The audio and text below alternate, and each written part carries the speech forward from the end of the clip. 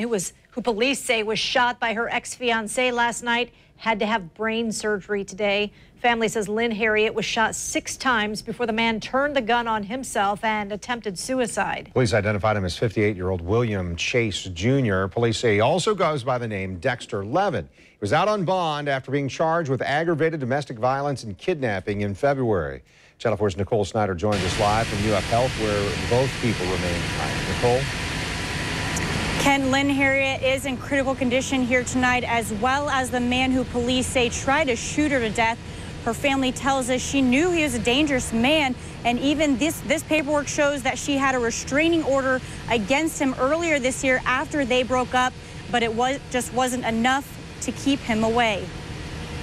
Lynn Herriott is fighting for her life after she was shot multiple times, hit in the shoulder and the eye. She was leaving work when this man, her ex-fiance, gunned her down in the parking lot. When someone who looks at you and tells you how much they love you turns on you, and then you believe in your heart of hearts as you're cornered that they are going to take your life, there is nothing worse. Peggy Payne with Quigley House says sadly these types of situations happen too often, and seeking help in a domestic violence situation isn't always easy. For victims, many times it's not as simple as walking over and shutting off the light switch and saying, okay, I'm not going to love you anymore.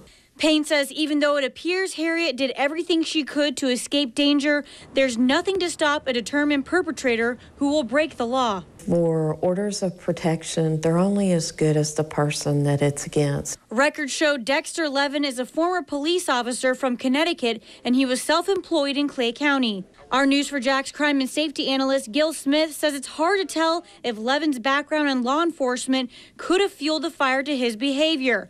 But stats show police officers' homes are subject to domestic violence more than other homes. Victims feel vulnerable because the perpetrator, who is a police officer, they have guns, they know the location of the battered women's shelter, and they also know the legal system and maybe can manipulate the system to their advantage sometimes.